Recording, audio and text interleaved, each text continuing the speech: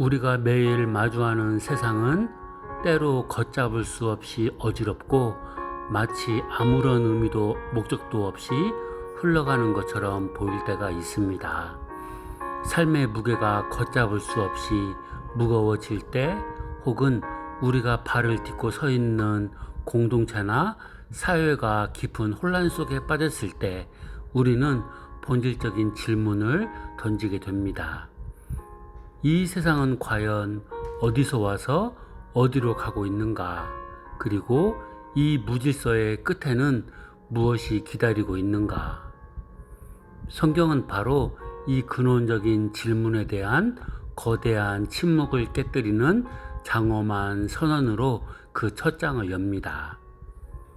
창세기 1장은 단순히 우주가 어떻게 생겨났는가에 대한 과학적 보고서나 물리적인 연대기가 아닙니다. 이것은 온 우주와 만물의 진정한 주인이 누구이시며 그분이 어떤 목적을 가지고 이 세상을 다스리기 시작하셨는지를 보여주는 위대한 하나님 나라의 선언문이자 왕의 등극식과도 같은 말씀입니다. 우리가 창세기 1장의 배경을 올바르게 이해하기 위해서는 이 말씀이 처음 선포되었던 역사적 정황을 깊이 들여다볼 필요가 있습니다.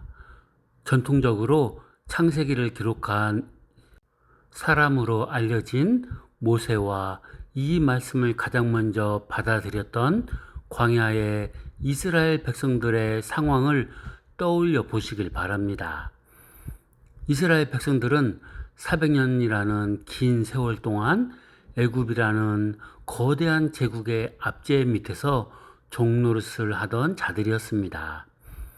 애굽은 수많은 신들의 우상 숭배로 가득 찬 땅이었고, 태양과 강과 온갖 피조물들을 신격화하여 인간을 그 신들의 노예로 묶어두던 문화였습니다. 그곳에서 이스라엘 백성들은 자신들의 존재 가치를 상실한 채 벽돌을 굽고 성을 쌓는 일회성 도구로 전락해 있었습니다. 그런 그들이 하나님의 전적인 은혜와 권능으로 출애굽하여 거칠고 황량한 광야로 나왔을 때 그들의 마음 속에는 깊은 정체성의 혼란이 있었을 것입니다. 우리는 누구인가? 우리를 이끌어내신 여호와는 도대체 어떤 분이신가? 애굽의 그 강력한 신들과 우리 하나님은 무엇이 다른가? 창세기 1장은 바로 그 정체성의 위기 앞에 서 있는 그런 자들을 향해, 그리고 오늘날 여전히 세상의 거대한 권력과 물질의 가치관 속에서 방황하는 우리를 향해 선포되는 하나님의 거룩한 음성입니다.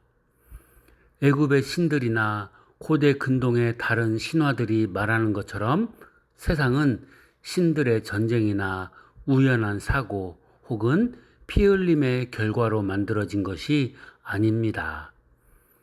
온 우주는 오직 유일하시고 참되신 여호와 하나님의 주권적인 의지와 말씀으로 세워졌습니다. 창세기 1장 전체는 어둠과 혼돈, 그리고 텅 비어있는 공허함 속에서 하나님의 신이 수면 위에 운행하시며 그분의 거룩한 말씀이 떨어질 때마다 무질서가 질서로 바뀌고 어둠이 빛으로 물러가며 메마른 땅이 생명으로 가득 채워지는 역동적인 과정을 한편의 대서사시처럼 보여줍니다. 이 장엄한 창조의 과정은 철저히 하나님 나라의 관점으로 일관되어 있습니다. 하나님 나라는 하나님의 주권적인 통치가 임하는 곳을 의미합니다. 왕이신 하나님께서 말씀으로 법을 세우시고 그 법에 따라 피조세계의 경계를 정하시며 그 풍성한 다스림 속에서 모든 피조물이 제 자리를 찾아 기뻐 춤추게 만드시는 과정이 바로 창세기 1장의 내용입니다. 빛과 어둠이 나뉘고 하늘과 바다가 갈라지며 땅이 드러나고 그 위에 온갖 생물들이 번성하는 모습은 왕이신 하나님께서 친히 당신의 백성들이 거할 아름다운 영토를 조성하시는 과정입니다. 그리고 그 창조의 정점에서 하나님의 형상을 닮은 인간을 창조하시어 이 땅을 대리 통치하도록 맡기시는 장면은 하나님 나라의 왕이신 그분이 인간을 단순한 노예가 아니라 당신의 거룩한 동역자이자 자녀로 삼으셨음을 선언하는 감격적인 순간입니다. 이제 우리는 이 거대한 아름다운 창조의 이야기를 문단별로 깊이 세분화하여 살펴보며 그 안에 감추어진 하나님 나라의 교훈을 자세하게 나누고자 합니다. 창세기 1장 1절과 2절입니다. 태초에 하나님이 천지를 창조하시니라. 땅이 혼돈하고 공허하며 흑암이 깊음 위에 있고 하나님의 영은 수면 위에 운행하시니라. 성경의 첫 문장인 태초에 하나님이 천지를 창조하시니라 하는 이 선언은 하나님 나라의 가장 원초적이고 강력한 기초를 세우는 말씀입니다. 여기서 태초는 단순히 시간의 시작만을 의미하는 것이 아니라 모든 역사와 존재의 근원이 하나님께 속해 있음을 밝히는 선언입니다. 하나님 나라는 왕이신 하나님의 주권에서 출발합니다. 그 어떤 존재도 하나님의 창조 이전에 존재하지 못했으며 그 어떤 세력도 하나님의 통치권 밖에 머물 수 없습니다. 그러나 이 장이 보여주는 원초의 상태는 낙심과 절망을 자아내기에 충분해 보입니다. 혼돈과 공허 그리고 흑암은 질서가 없고 생명이 살 수 없으며 아무런 빛도 보이지 않는 영적인 죽음과 무질서의 상태를 상징합니다.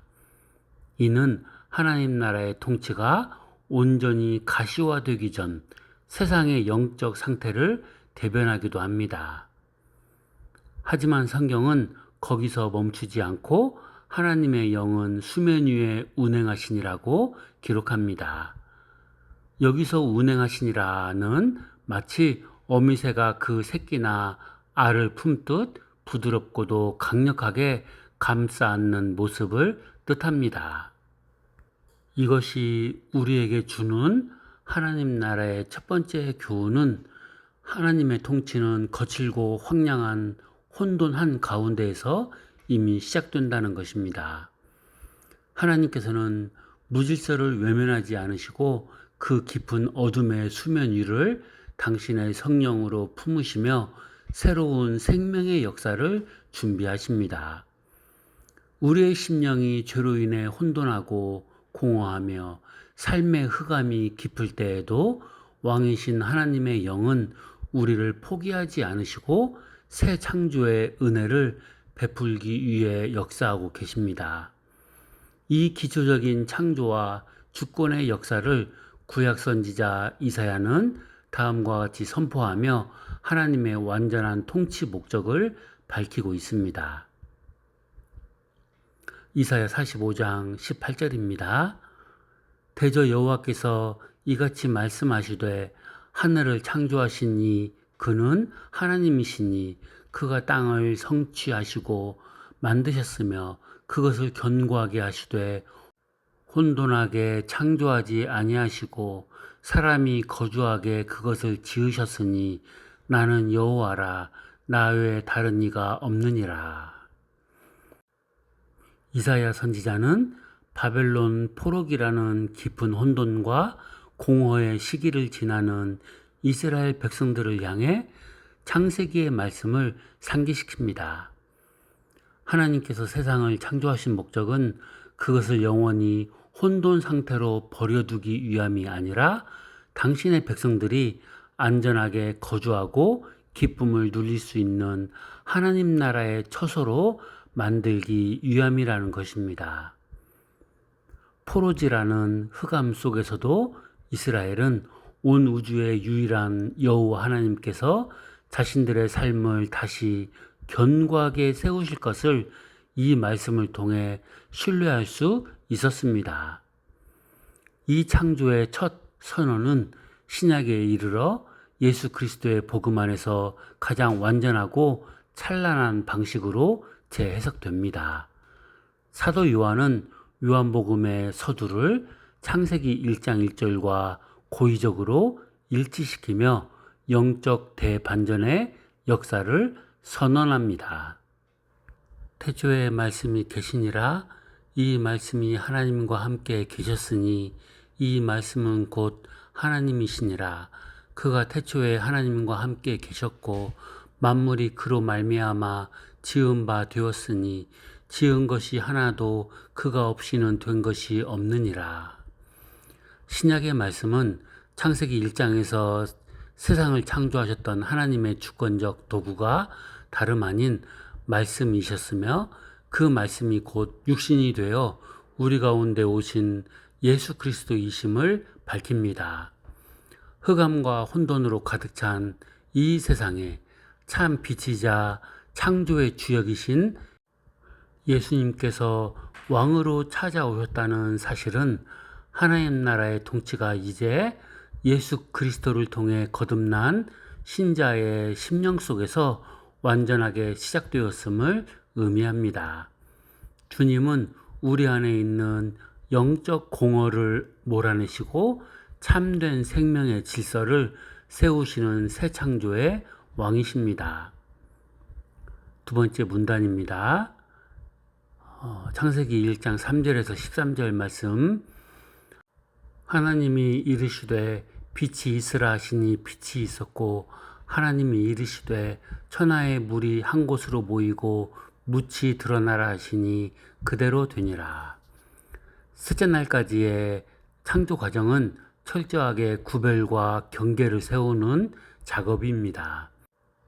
첫째 날에는 빛과 어둠을 나누사 낮과 밤이라 부르셨고 둘째 날에는 궁창을 경계로 위의 물과 아래의 물을 나누셨으며 셋째 날에는 아래의 물을 모으사 바다를 삼으시고 메마른 묻을 드러내어 땅이라 칭하셨습니다.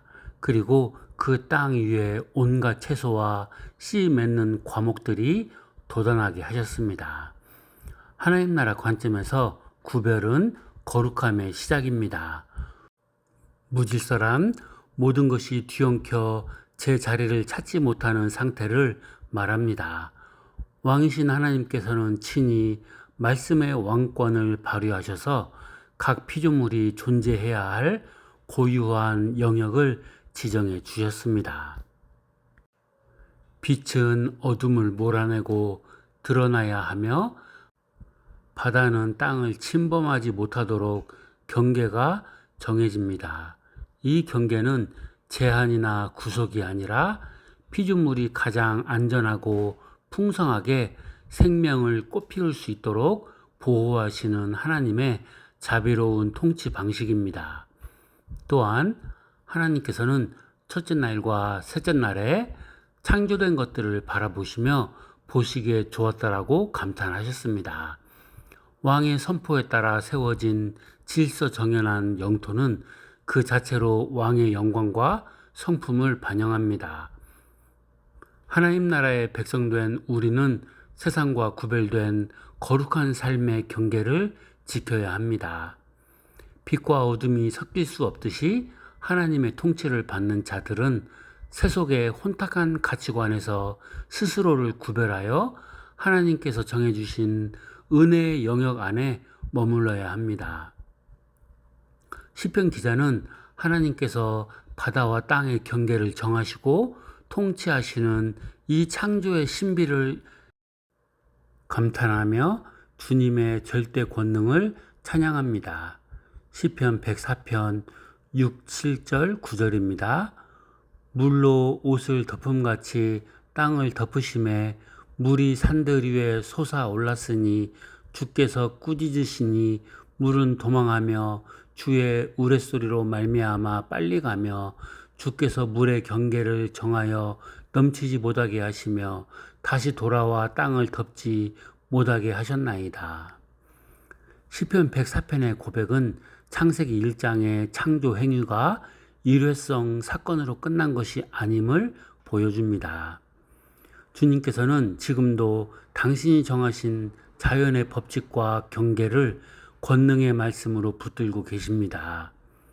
만약 하나님께서 그 경계를 거두신다면 세상은 다시 혼돈의 물속으로 잠겨버릴 것입니다.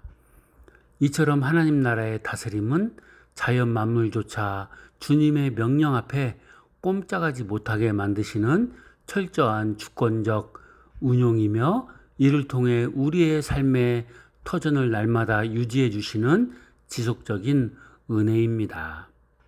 사도 바울은 고린도 교회 성도들에게 영적 빛의 창조를 개인의 구원과 심령의 변화에 대입하여 장엄하게 선포합니다. 고린도후서 4장 6절입니다. 어두운데 빛이 빛이라 말씀하셨던 그 하나님께서 예수 그리스도의 얼굴에 있는 하나님의 영광을 아는 빛을 우리 마음에 비추셨느니라. 바울은 창세기 1장 3절에 빛이 있으라 하신 하나님의 어명이 시공간을 뚫고 오늘날 죄와 어둠에 갇혀있던 우리 영혼 속에 그대로 재현되었다고 선언합니다. 우리가 예수 그리스도를 구주로 고백하고 영적 눈을 뜨게 된 것은 창조주 하나님께서 우리 마음의 영적 흑암을 깨뜨리시고 하나님의 영광을 아는 빛을 강권적으로 비추어 주셨기 때문입니다. 이로써 우리는 어둠의 나라에서 사랑의 아들의 나라로 옮겨졌으며 거룩한 구별의 삶을 살 수 있는 은혜의 백성이 되었습니다. 세 번째 문단입니다. 넷째 날부터 다섯째 날까지 내용입니다.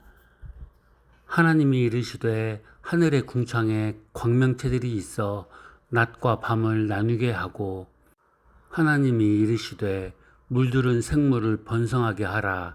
땅 위 하늘의 궁창에는 새가 나르라 하시고 넷째 날부터 다섯째 날까지의 창조는 첫째 날부터 셋째 날까지 만들어진 거룩한 공간들을 아름답고 풍성하게 채우시는 과정입니다. 넷째 날에는 첫째 날의 빛과 어둠의 영역을 관리할 해와 달과 별들의 광명체를 하늘에 두어 징조와 계절과 날과 해를 이루게 하셨습니다. 다섯째 날에는 둘째 날에 예비된 하늘과 바다의 공간에 공중의 새들과 바다의 물고기들을 가득 채우셨습니다. 여기서 우리는 하나님 나라의 성격이 결코 메마르거나 빈약하지 않으며 차고 넘치는 풍요와 번성에 있음을 깨닫게 됩니다. 하나님은 공간만 만들어 놓고 방치하시는 무책임한 군주가 아니십니다. 그분은 당신이 다스리시는 영토에 생명의 기쁨을 불어넣으시고 그 생물들이 번성할 수 있도록 축복하십니다. 다섯째 날에 하나님께서는 새들과 물고기들에게 생육하고 번성하여 여러 바닷물에 충만하라, 새들도 땅에 번성하라고 친히 복을 선포하셨습니다. 하나님 나라에서 흘러나오는 복은 생명이 억압받지 않고 그 본연의 목적을 따라 활기있게 살아 움직이는 힘입니다. 광명체들이 하늘에서 빛을 발하며 계절의 순환을 이루는 전 우주적인 질서와 바닷속을 헤엄치는 물고기들의 역동적인 모습은 왕의 다스림이 얼마나 완벽하고 정교하며 아름다운지를 시각적으로 증명해 줍니다. 우리의 왕이신 하나님은 당신의 백성들의 삶을 은혜와 생명의 선물로 가득 채우기를 기뻐하시는 풍성하신 아버지이십니다. 하나님께서 하늘의 광명체들을 심으시고 온 우주의 때와 기한을 다스리시는 이 통치의 섭리를 예레미야 선지자는 이스라엘을 향한 하나님의 영원한 언약의 신실함을 보증하는 도구로 인용합니다. 예레미야 31장 35절 36절입니다. 여호와께서 이와 같이 말씀하셨느니라. 나는 해를 낮의 빛으로 주었고 달과 별들을 밤의 빛으로 규정하였고 바다를 뒤흔들어 그 파도로 소리치게 하나니 내 이름은 만군의 여호와니라. 이 규정이 내 앞에서 패할진대 이스라엘 자손도 내 앞에서 패하여 영원히 한 나라가 되지 못하리라. 여호와의 말씀이니라. 예레미야는 이스라엘이 범죄하여 나라가 망하고 소망이 끊어진 것처럼 보이는 절망의 순간에 창조의 규정을 들고 나옵니다. 하늘의 해와 달과 별이 정해진 궤도를 도는 질서가 무너지지 않는 한 하나님께서 당신의 백성을 붙드시고 하나님 나라로 존속시키시겠다는 언약은 결코 변하지 않는다는 뜻입니다. 창조의 풍성함과 정교함은 곧 하나님의 신실하심의 증거이며 그분의 백성을 향한 영원한 사랑의 척도입니다. 공중의 새들을 창조하시고 채우신 하나님의 자비로운 돌보심은 예수님의 산상설교를 통해 하나님 나라 백성들이 누려야 할 평안과 신뢰의 근거로 거듭 강조됩니다. 마태복음 6장 26절입니다. 공중의 새를 보라. 심지도 않고 거두지도 않고 창고에 모아 들이지도 아니하되 너희 하늘 하나님께서 기르시나니 너희는 이것들보다 귀하지 아니하냐. 예수님께서는 창세기 다섯째 날에 창조되어 하늘을 나는 새 한 마리조차도 하나님의 통치와 공급하심 아래에 있다고 말씀하십니다. 하물며 하나님의 형상대로 지음받아 그분의 나라를 유업으로 받을 아들과 딸들을 하나님께서 굶기시거나 외면하시겠습니까? 주님은 우리가 세상의 염려와 생존의 두려움에 사로잡혀 살기를 원치 않으십니다. 창조 세계를 풍성하게 채우신 아버지를 신뢰할 때 우리는 하나님 나라의 의와 평강을 먼저 구하는 참된 백성의 여유를 가질 수 있습니다.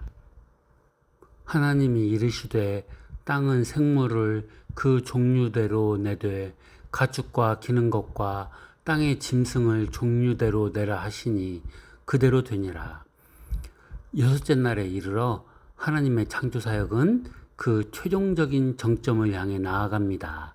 하나님께서는 먼저 셋째 날에 드러나게 하셨던 땅의 영역을 채우시기 위해 가축과 기는 것과 땅의 짐승들을 그 종류대로 창조하셨습니다. 성경에서 반복적으로 등장하는 그 종류대로라는 표현은 하나님 나라의 통치가 다양성과 독창성을 존중하는 거룩한 질서임을 보여줍니다. 하나님은 세상을 단조롭거나 획일적으로 만들지 않으셨습니다. 거대한 코끼리부터 보이지 않는 작은 곤충에 이르기까지 모든 생물은 하나님의 지혜 속에서 고유한 형태와 기능을 가지고 창조되었습니다. 이들은 땅이라는 공간 안에서 서로 조화를 이루며 생태계의 아름다운 하모니를 만들어냅니다. 왕이신 하나님의 시선은 이 땅의 작은 들짐승 하나에게도 머물러 있었으며 그것들이 종류대로 지음받아 제 몫을 다하는 모습을 보시고 역시 보시기에 좋았다라고 선언하셨습니다. 이것이 보여주는 하나님 나라의 교훈은 주님의 공동체와 나라 안에는 소외되거나 무가치한 존재가 하나도 없다는 사실입니다. 다양한 은사와 모습을 가진 백성들이 왕이신 하나님의 법 아래에서 서로를 존중하며 조화를 이룰 때 그곳에 진정한 하나님 나라의 아름다움이 구현됩니다. 주님은 모든 피조물이 고유한 자리에서 창조주를 찬양하도록 질서정연하게 다스리시는 분이십니다. 욥기에서 하나님께서는 고난 가운데 원망과 의문에 빠진 욥에게 나타나사 당신이 여섯째 날에 지으신 땅의 기이한 들짐승들을 일일이 나열하시며 인간의 지혜를 뛰어넘는 주권적 통치를 선포하십니다. 욥기 39장 5, 6절, 13절 말씀입니다. 들 나귀를 놓아 자유롭게 한 자가 누구냐? 빠른 나귀에 매인 것을 푸신 자가 누구냐? 내가 들을 그것의 집으로 소금 땅을 그것이 사는 처소로 삼았느니라. 타조는 즐거이 날개를 치나 학의 깃과 덜 같겠느냐. 하나님께서는 인간의 손길이 닿지 않는 거친 들판의 짐승들을 친히 먹이시고 그들에게 자유를 주시며 그들의 처소를 지정해 주셨음을 욥에게 상기시킵니다. 인간의 좁은 시야로는 다 이해할 수 없는 고난과 무질서 속에서도 온 땅의 생물을 종류대로 다스리시는 하나님의 거대한 통치 계획은 단 한순간도 오차없이 흘러가고 있다는 엄유한 선언입니다. 이를 통해 욥은 자신의 무지를 깨닫고 왕이신 주님의 절대적인 지혜 앞에 겸손히 엎드리게 됩니다. 사도 바울은 부활의 신비와 장래에 우리가 입게 될 영광스러운 몸의 형체를 설명하기 위해 창세기 6째 날에 나타난 육체의 다양성을 논증의 도구로 사용합니다. 고린도전서 15장 39절에서 40절입니다. 육체는 다 같은 육체가 아니니 하나는 사람의 육체요, 하나는 짐승의 육체요, 하나는 새의 육체요, 하나는 물고기의 육체라. 하늘에 속한 형체도 있고 땅에 속한 형체도 있으나 하늘에 속한 것의 영광이 따로 있고 땅에 속한 것의 영광이 따로 있으니. 바울은 하나님께서 창조 때에 각 피조물에게 고유하고 적합한 육체를 종류대로 주셨던 것처럼 부활의 때에도 우리에게 지금의 썩어질 몸과는 비교할 수 없는 가장 영광스럽고 신령한 하늘의 형체를 가꾸어 주실 것이라고 선언합니다. 창조 때에 나타난 하나님의 정교한 지혜와 다채로운 섭리는 장차올 하나님 나라의 최종적인 완성 단계에서 성도들이 입게 될 새 몸의 구속사역에까지 고스란히 이어집니다. 여섯째 날 마지막 인간 창조에 대해서 나누도록 하겠습니다. 하나님이 이르시되 우리의 형상을 따라 우리의 모양대로 우리가 사람을 만들고 그들로 바다의 물고기와 하늘의 새와 가축과 온 땅과 땅에 기는 모든 것을 다스리게 하자 하시고. 창세기 1장의 거대한 드라마는 인간 창조라는 위대한 결정에서 멈추어 섭니다. 앞선 창조 사역에서는 하나님께서 이르시되라는 단독적 명령으로 만물을 내셨으나 인간을 지으실 때에는 우리의 형상을 따라 우리의 모양대로 우리가 사람을 만들고라며 삼위일체 하나님의 내밀하고도 거룩한 의논과 인격적 개입이 대대적으로 부각됩니다. 그리고 인간을 하나님의 형상으로 창조하셨습니다. 고대 근동 사회에서 왕의 형상은 오직 제국의 통치자인 황제나 왕의 석상에만 사용되던 표현이었습니다. 거대한 제국의 왕들은 자신들이 직접 갈 수 없는 영토의 변방에 자신의 거대한 동상을 세워 그곳이 자신의 통치 구역임을 선포하곤 했습니다. 그런데 성경은 폭탄과도 같은 선언을 합니다. 어떤 돌상이나 우상이 아니라 살아 움직이는 모든 인간이 곧 온 우주의 왕이신 하나님의 형상이라는 것입니다. 이것은 하나님 나라의 핵심 교훈을 담고 있습니다. 인간은 하나님의 동반자이자 이 땅의 왕의 통치와 공의와 자비를 가시적으로 드러내야 하는 대리 통치자로 임명받았습니다. 하나님께서 인간에게 생육하고 번성하여 땅에 충만하라, 땅을 정복하라, 모든 생물을 다스리라고 하신 문화명령은 세상을 마음대로 파괴하고 착취하라는 폭력적 면죄부가 아닙니다. 왕이신 하나님의 성품을 그대로 닮아 사랑과 공의로 피조세계를 돌보고 가꾸어 온 땅에 하나님 나라의 영광이 가득하게 하라는 거룩한 청지기적 사명의 위임입니다. 이 사명을 완수했을 때 하나님께서는 단지 좋은 것을 넘어 보시기에 심히 좋았더라며 최고의 만족과 기쁨을 표현하셨습니다. 다윗 왕은 밤하늘의 거대한 우주를 바라보며 그 장엄한 창조 세계 속에서 먼지처럼 작은 인간을 하나님의 대리 통치자로 높여주신 신비로운 은혜를 시편으로 노래합니다. 시편 8편 4절에서 6절입니다. 사람이 무엇이기에 주께서 그를 생각하시며 인자가 무엇이기에 주께서 그를 돌보시나이까. 그를 하나님보다 조금 못하게 하시고 영화와 존귀로 관을 씌우셨나이다. 주의 손으로 만드신 것을 다스리게 하시고 만물을 그의 발 아래 두셨으니. 다윗은 창세기 1장의 인간 창조의 영광을 정확히 꿰뚫어 보고 있었습니다. 인간은 본질적으로 흙으로 지어진 연약한 존재에 불과하지만 만군의 여호와 왕께서 친히 왕관과 같은 그 영화와 존귀를 씌우시고 주님의 오른손으로 지으신 만물을 다스리는 대리 왕권을 허락하셨다는 사실에 깊이 감격합니다. 이것이 하나님 나라가 세상의 가치관을 뒤엎는 방식입니다. 주님은 보잘것없는 우리를 존귀하게 여기사 그분의 거룩한 다스림에 동참시키십니다. 그러나 아담의 타락으로 인해 인간 안에 있던 하나님의 형상은 심각하게 왜곡되고 깨어지고 말았습니다.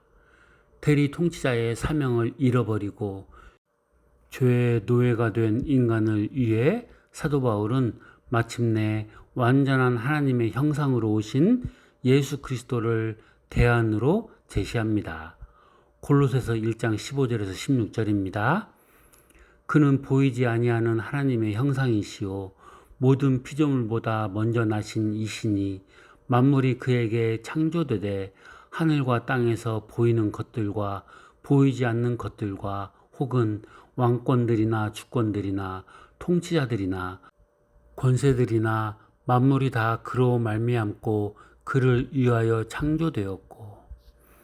예수 그리스도야말로 창세기 1장이 궁극적으로 가리키고 있던 참된 하나님의 형상이시며 온전한 하나님 나라의 왕이십니다.